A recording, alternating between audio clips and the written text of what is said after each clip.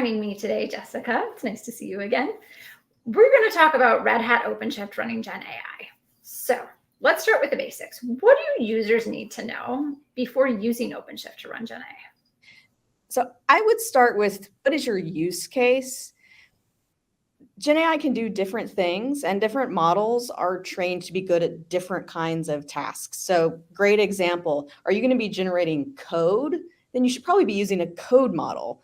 Are you trying to build a chatbot? Then you should be using a chat model. So these are different models for different use cases. So Gen AI is kind of an umbrella term for all of them. So start with what you're trying to do.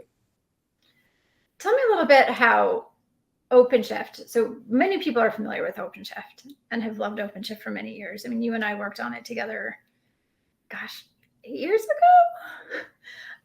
Long time ago. Bringing OpenShift AI in, can you explain a little bit what that does and why it's important? Yeah, it's adding additional capabilities on top of the OpenShift platform focused on the ML ops pipeline. And so that's everything from experimentation and training of models, whether it's predictive models or Gen AI models, tuning of Gen AI, working on a model registry for storage of those models. And then you need to get those into production, right? So it's model serving, actually running the model so that you can hit it like it's an API endpoint, like you would like any API server, and monitoring of those models in production. So talking about that, what is your top tip for folks in using OpenShift to run Gen AI? Yeah, so once you have those GPUs available in your cluster, I think the top tip is figure out where you're trying to start. Like, are you trying to tune your models to do something custom? Well, then you should start in the tuning space and get a feel for how those bits work.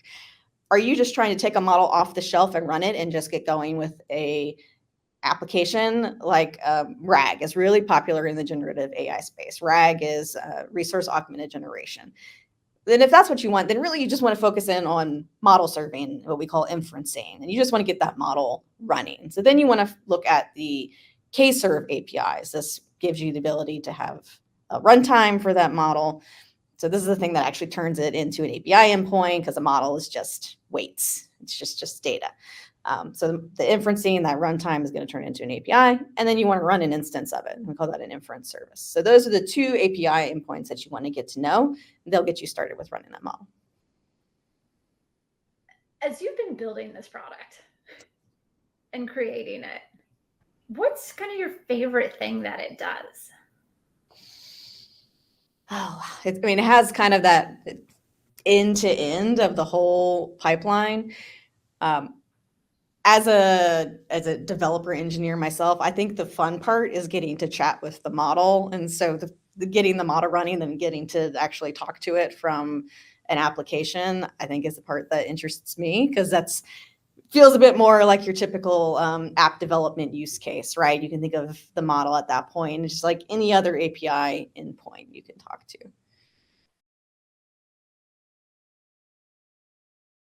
Okay, for somebody who might be new to OpenShift in general, but is really curious about what OpenShift and OpenShift AI can do, what would you say is the best place to get started?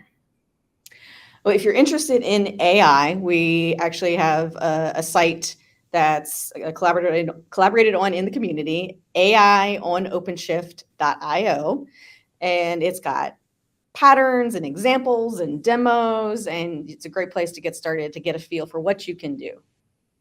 What level of expertise do people who have OpenShift knowledge need to move into the OpenShift AI space?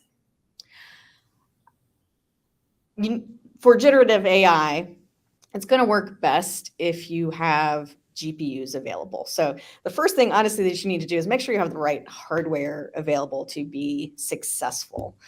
So understanding how to make GPUs available into your OpenShift cluster would be the first thing. Once you have that, though, then it's just working with some new resources. If you're familiar with OpenShift, you're familiar with how our APIs work, this is just making some new API types available to you so that you can train and run models.